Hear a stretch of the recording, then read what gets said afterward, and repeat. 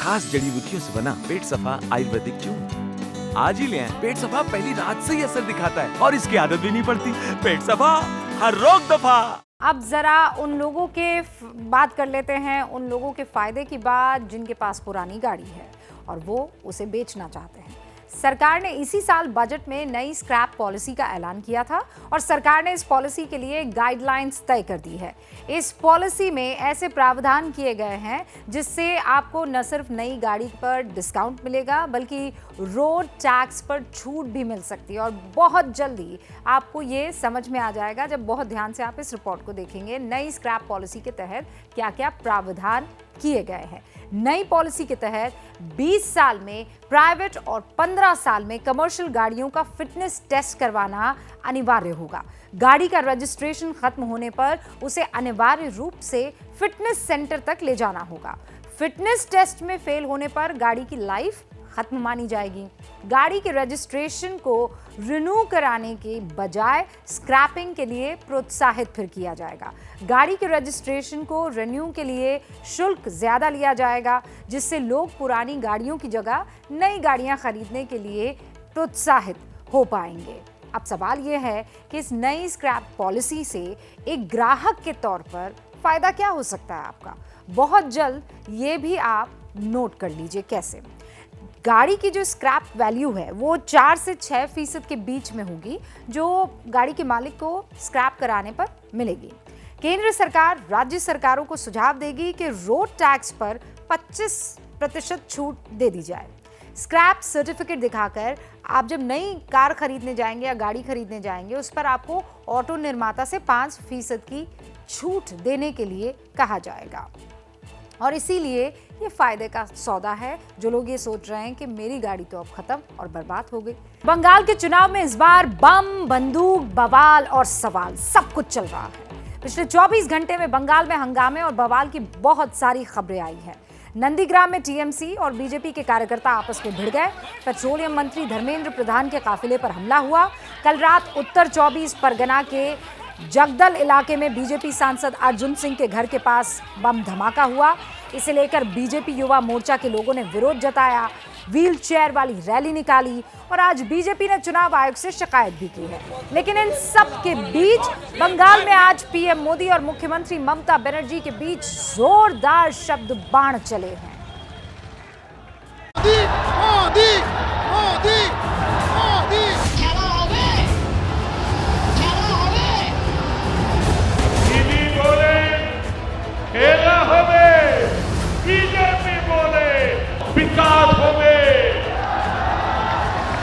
খেলতে হবে, লড়তে হবে, করতে হবে, জিততে হবে আর বিজেপিকে মাঠের বাইরে বার করে দিতে হবে। দিদি, ও দিদি, খেলা শেষ হবে, কাজ আরম্ভ হবে।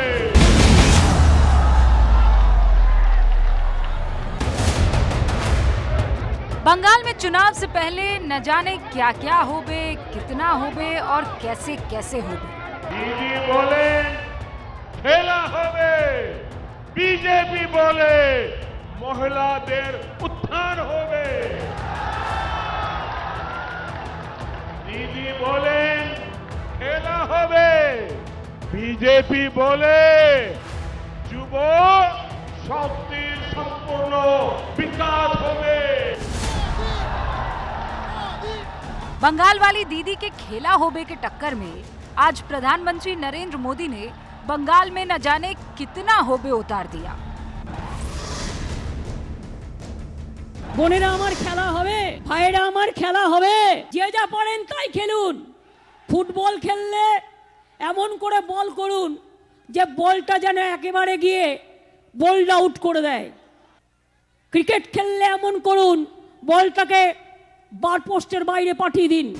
দিদি বলেন খেলা হবে, বিজেপি বলে বিকাশ হবে।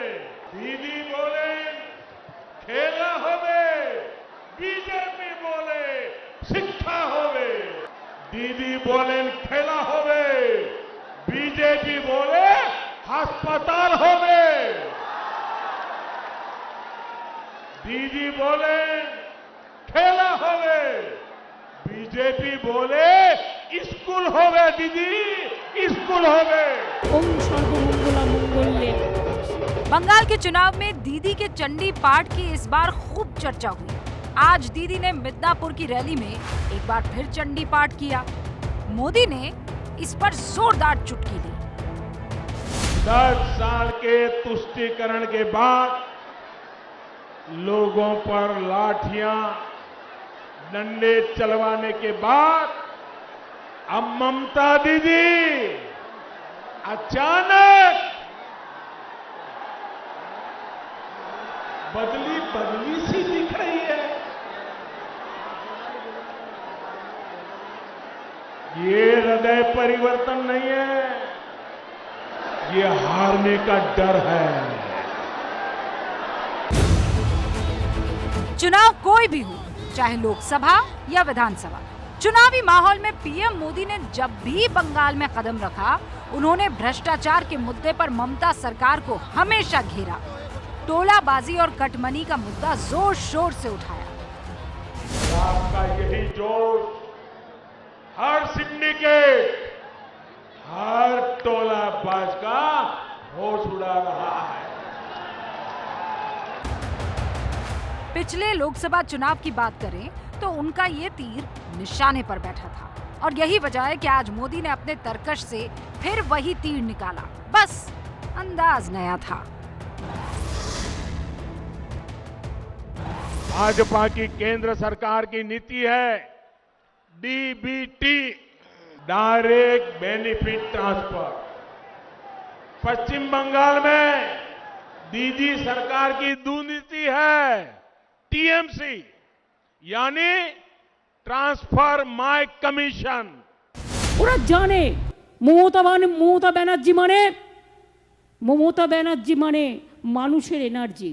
আর মমতা ব্যানার্জি মানুষের সাথে লড়াই করে, পালিয়ে যায় না। মমতা ব্যানার্জি মানুষের পাহারাদার। ममता कह रही है बनर्जी मतलब एनर्जी, ममता बनर्जी।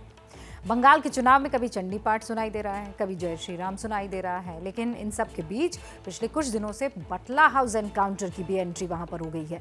बटला हाउस कांड में कोर्ट का फैसला आने के बाद से बीजेपी इसे मुद्दा बना चुकी है।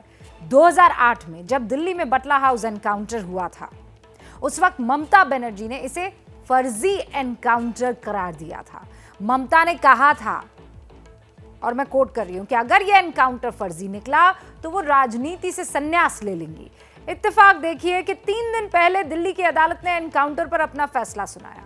कोर्ट ने इंडियन मुजाहिदीन के आतंकी आरएस को फांसी की सजा सुना दी। कोर्ट के इस फैसले ने ममता बनर्जी को घेरने के लिए बीजेपी को बढ़िया मौका दे दिया। आज पीएम मोदी ने भी पुरुलिया की रैली से दीदी पर बटला वाला वही बाण चलाया। आपको सुनवाते हैं कि ममता ने बटला हाउस एनकाउंटर को लेकर कहा क्या था और आज उस पर प्रधानमंत्री नरेंद्र मोदी ने कैसे ममता बनर्जी पर निशाना साधा। काउंटर हुआ है, ये कहने के लिए अगर कोई कहे कि तुम्हारा गर्दन ले लेंगे, हम गर्दन लेने के लिए कह रहे हैं, लेकिन कौन नहीं है। एक बात सच है, फेक काउंटर हुआ है। अगर फेक काउंटर नहीं हुआ है तो हम राजनीति नहीं करेंगे।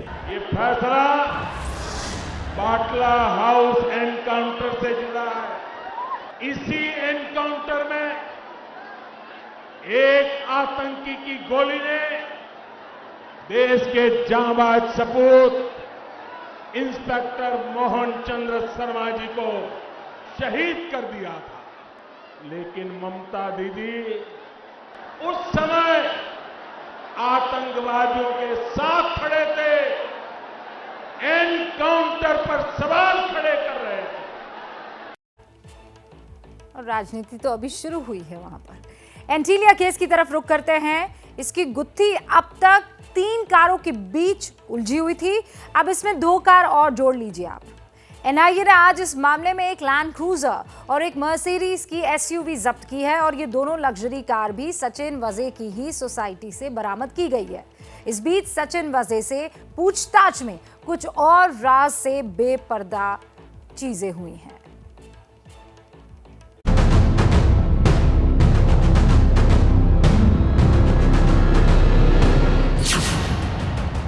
स्कॉर्पियो, इनोवा, मर्सिडीज और अब लैंड क्रूजर और एक मर्सिडीज एसयूवी। एंटीलिया केस की गुत्थी में अब 2 और कार की एंट्री हुई है। केस की शुरुआत तो स्कॉर्पियो और इनोवा से हुई थी। जांच आगे बढ़ी तो मर्सिडीज कनेक्शन सामने आया और अब एक लैंड क्रूजर और एक मर्सिडीज की एसयूवी का भी नाम सामने आ रहा है। एंटीलिया केस में अब तक सामने आई 3 गाड़ियों की गुत्थी में ही सचिन वाजे उलझ गए। अब 2 और लग्जरी गाड़ियां मिलने से वाजे की परेशानी बढ़ने वाली ही है। एनआईए ने अब एक लैंड क्रूजर और एक मर्सिडीज एसयूवी जब्त की है। ये गाड़ी भी सचिन वाजे की सोसाइटी साकेत बिल्डिंग में ही मिली। एनआईए के मुताबिक एंटीलिया केस में दोनों गाड़ियों का भी इस्तेमाल हुआ था।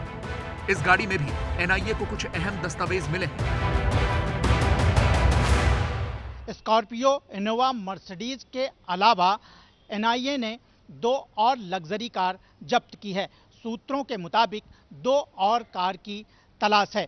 एनआईए को मिली जानकारी के मुताबिक एंटीलिया केस को अंजाम देने के लिए 7 गाड़ियों का इस्तेमाल किया गया था। इन गाड़ियों का इस्तेमाल कहां, कैसे और कब हुआ, इसका जवाब एनआईए नहीं दे रही है। एनआईए एक शख्स को हिरासत में लेकर पूछताछ भी कर रही है।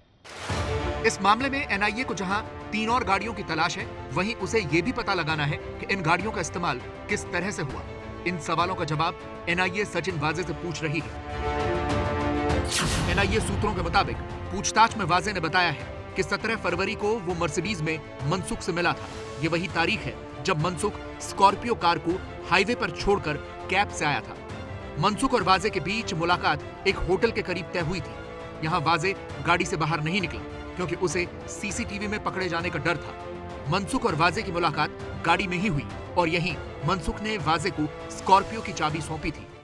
एनआईए सूत्रों के मुताबिक सचिन वाजे को स्कॉर्पियो की चाबी लेने के लिए मनसुख से मिलना था।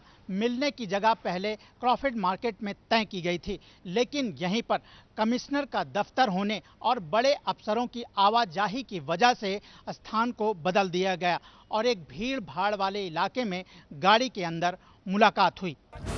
एनआईए की जांच में हर रोज कुछ ऐसे ही सबूत और सुराग सामने आ रहे हैं, जिससे वाजे की मुश्किलें बढ़ती जा रही हैं। एनआईए सूत्रों के मुताबिक वारदात वाली रात सचिन वाजे ने अपनी पहचान छिपाने के लिए एक ढीला ढाला कुर्ता पहना था, जिसे मुलुंड टोल नाके के पास जलाया गया था। एनआईए को उस कुर्ते पैजामे का एक टुकड़ा मिला है।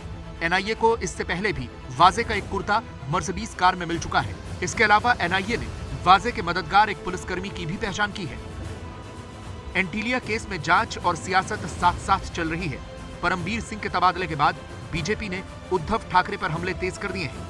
महाराष्ट्र सरकार के तीनों दलों के नेता इस मामले में षड्यंत्र में, साजिश में हिस्सा हो सकते हैं। जब तक उन नेताओं की जांच नहीं होती जिन्होंने वाजे का समर्थन किया है, तब तक ये पूरे मामले की गुत्थी उलझेगी नहीं। इसलिए एनआईए उन नेताओं की जांच करे जो महाराष्ट्र सरकार के नेता वाजे की वकालत कर रहे थे। भारतीय जनता पार्टी आज कह रही है कि वजह के पीछे शिवसेना खड़ी है। हम पूछना चाहते हैं कि 2004 में जब निलंबन हुआ, पूरी भारतीय जनता पार्टी वजह के पीछे खड़ी थी। अगर देवेंद्र जी को इतिहास पता नहीं तो विधानसभा के भाषण अपने पार्टी के लोगों के निकाले, अपने पार्टी के लोगों से पूछे कि उस समय वजह उनको क्यों प्यारा लग रहा था। एंटीलिया केस की जांच में एनआईए के साथ साथ मुंबई एटीएस भी कर रही है। इस मामले में रोज नए सबूत सामने आ रहे हैं, लेकिन मुकेश अंबानी के दरवाजे पर विस्फोटक क्यों रखा गया, अभी तक इसका कोई पुख्ता जवाब सामने नहीं आया। अरे भैया, तुम्हें कब्ज है क्या? लोग ऐसी गंभीर समस्या को हंसी मजाक में उड़ाते हैं। कब्ज कहने के लिए तो एक समस्या है, पर 1000 बीमारियों की जड़ है। इसे इग्नोर न करें। खास जड़ी बूटियों से बना पेट सफा आयुर्वेदिक च्यून आज ही ले आएं। पेट सफा पहली रात से ही असर दिखाता है और इसकी आदत भी नहीं पड़ती। पेट सफा, हर रोग दफा।